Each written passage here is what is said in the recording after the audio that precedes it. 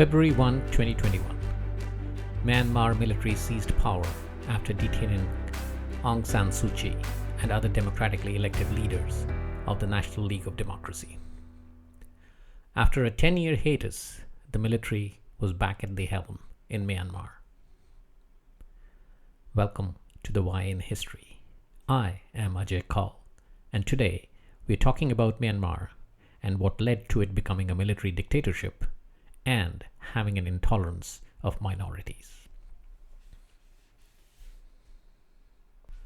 The period we cover today will be divided across three distinct phases: the pre-British occupation, during British occupation, and post-independence Myanmar.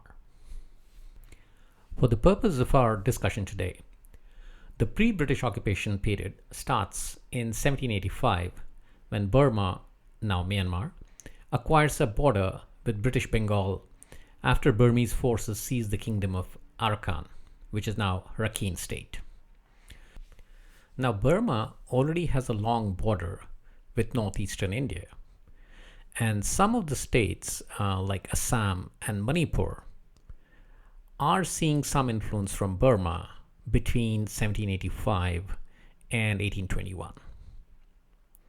Now, the British are getting a little bit concerned that Burma is having some influence across their borders, but they are more concerned about the fact that Burma is now touching borders with them from the northeast as well as the southeast. So there's some degree of concern.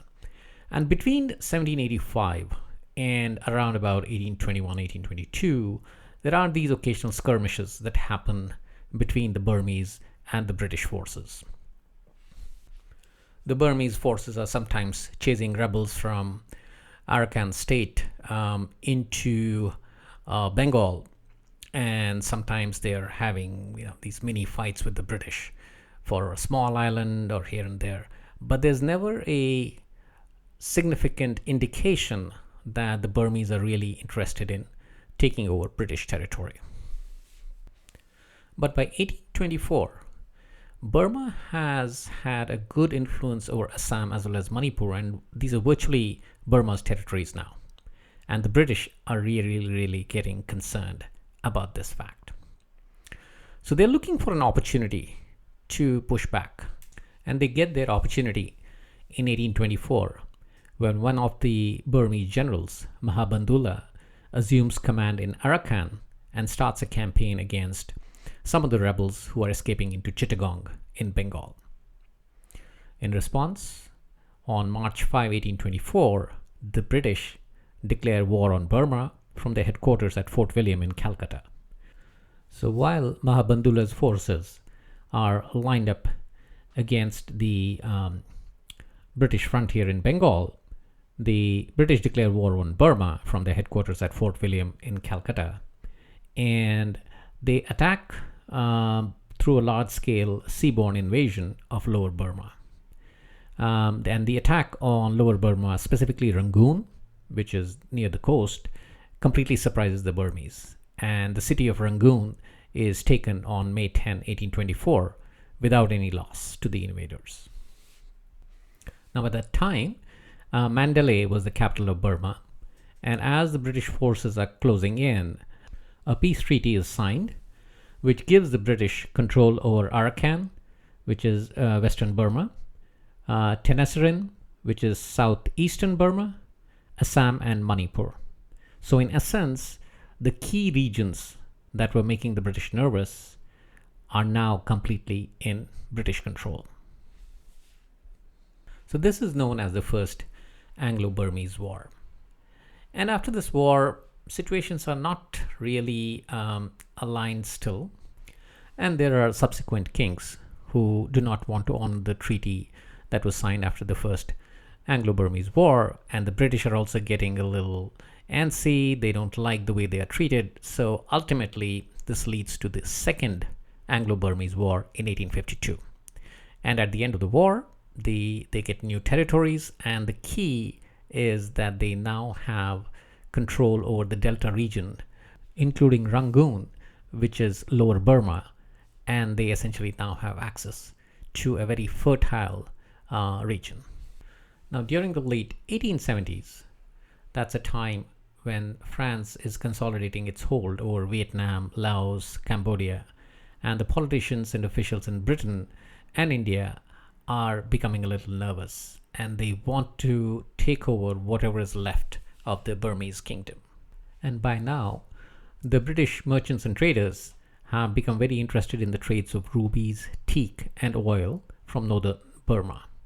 And as a result of a few commercial treaties between 1862 and 67, virtually an informal empire has been set up in Burma. Now, in 1878, following the death of King Mindon, his son Thibaw succeeds the throne. And another commercial dispute in 1885, and amidst fears of growing French influence in Burma, the British decide to invade Upper Burma and depose King Thibaw. The war begins on November 14, 1885, and within a fortnight, after a almost bloodless campaign, the capital Mandalay is surrounded and the king surrenders. Thibaw, the last king of Burma, is escorted out of his palace on an ox cart and sent into exile. And that is the beginning of the British rule over Burma. And we start the era of British occupation of Burma. The British named the country Burma in honor of the Burmans, the dominant ethnic group. Initially, they wanted to call it Further India. Now, the loss of independence is painful, and worse still is the British decision to eliminate the monarchy, and they've sent Thibaw into exile and detached the government from religious affairs. So there's a lot of changes that are done at the social level. So because of this, many Burmese refuse to accept the British victory and resort to guerrilla warfare against the British occupation. And the guerrillas are led by former officers of the disbanded Royal Army, former officials, royal princes, and others who still consider themselves to be royal soldiers, still fighting the Third Anglo-Burmese War.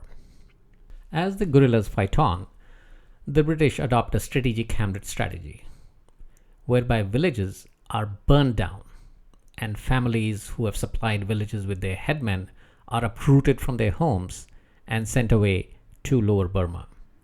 Why Lower Burma? Because that has been under British control since the Second Anglo-Burmese War. So there's a high degree of confidence of the ability to control rebellion there. Strangers loyal to the colonial government are appointed as headmen for the new villages established by the British. So by 1890, with more than 30,000 British and Indian troops engaged in the campaign, the guerrilla portion of the military campaign is virtually over. Burning down of villages by the British to quell rebellion. This sounds very similar to the burning down of the Rakhine villages occupied by the Rohingyas done recently by the Burmese forces. So after the Third Anglo-Burmese War, Britain makes Burma a province of India in 1886 with the capital at Rangoon and ushers in a new period of economic growth. And the economic nature of society also changes dramatically. Suez Canal has recently opened and the demand for Burmese rice grows exponentially. So to meet the demand for rice, vast tracts of land along the river Irrawaddy are opened up for cultivation. But in order to prepare the land for cultivation, the farmers have to borrow capital from moneylenders, and essentially moneylenders from Madras, which is now Chennai, at exorbitant interest rates. The British banks would not grant mortgage loans on rice land. So over a period of time, the mortgage lenders are quick to foreclose, and very soon the native Burmese farmers get dispossessed and find that they have not only lost their lands, but also their occupation, meaning most of the farmers have now been replaced by thousands of Indian laborers who migrated into Burma from Bengal. Now, a point to note here is that though Burma is the biggest province of India, its population is just 9 million, as compared to 75 million population of Bengal alone. So labor from Bengal is migrating into Burma in hordes, and the British don't mind it. And when it comes to civil service, it is largely staffed by Anglo-Burmese and Indians. And the ethnic Burmese are virtually excluded almost entirely from civil or military service. So was this an honest mistake by the British, just trying to reuse already trained manpower from India? Doesn't seem to be. The fact that the British annexed Burma as part of the Indian territory means that they were trying to assimilate Burma into India so that one, the administration was easier, and second, most likely they felt that the population of 9 million was not consequential enough to invest in from a human resource development perspective.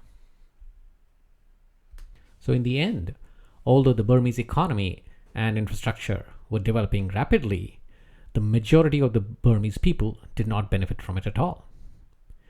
Burma had a rich economy, a very fertile Irrawaddy Delta region, and it had the best quality rice. It was virtually supplying half the world's demand of rice at the time. But the Burmese were still poor because they were being heavily exploited by the British. By 1931, Indians made up to 7% of Burma's population.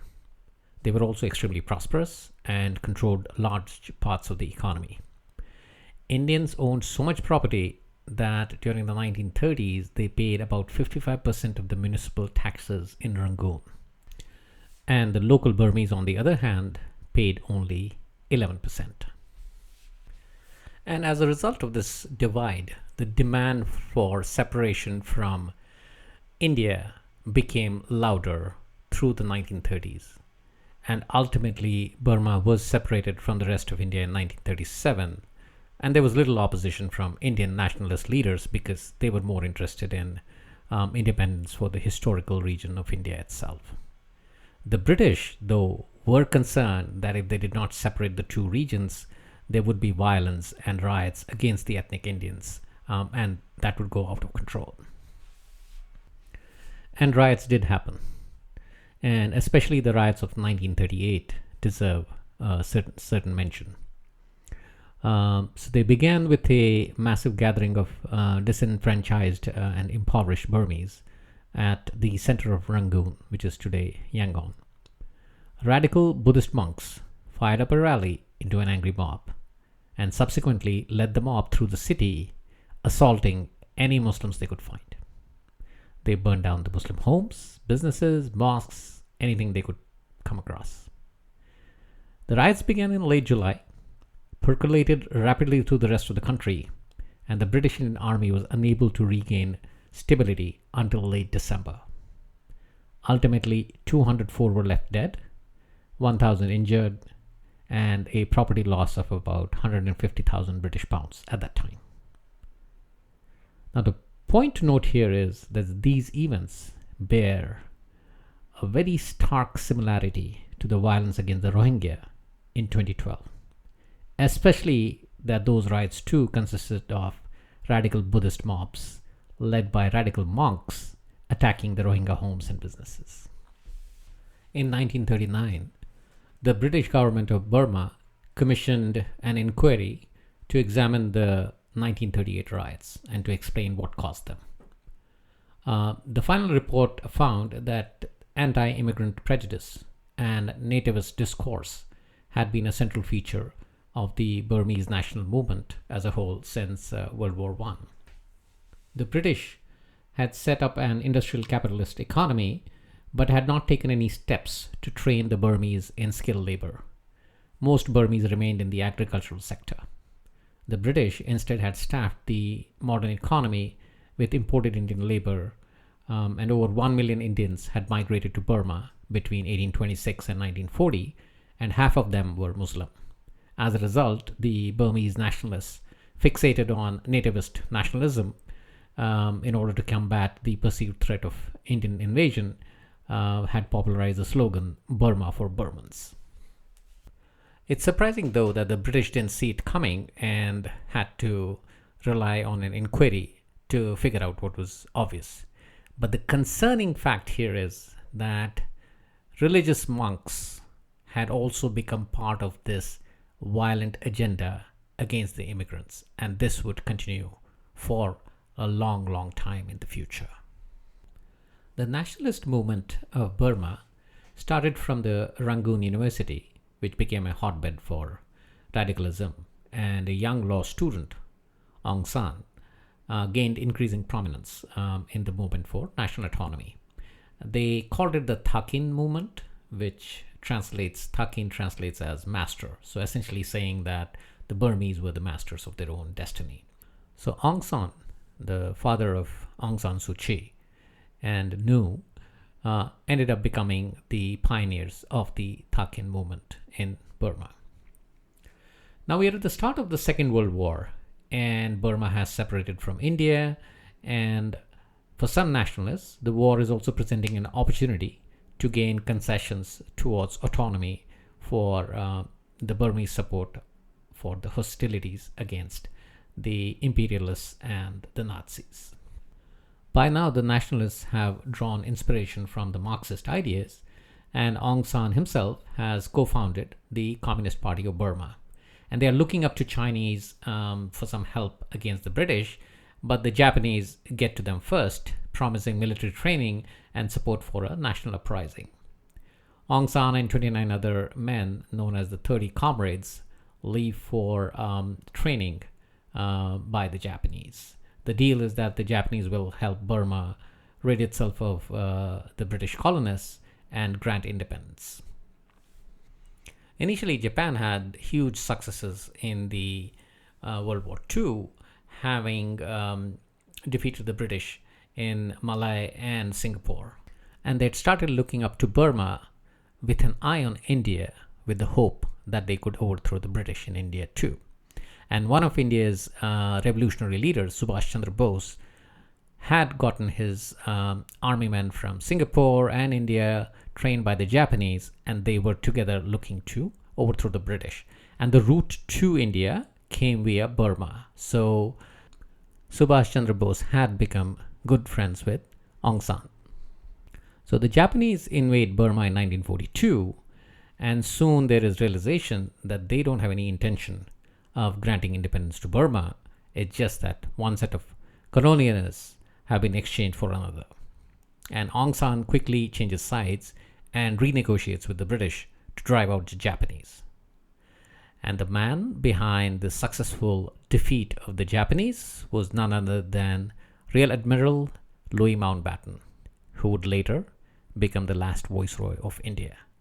So in May of 1945, the Japanese were successfully expelled from Burma, but many parts of the country were devastated by the warfare.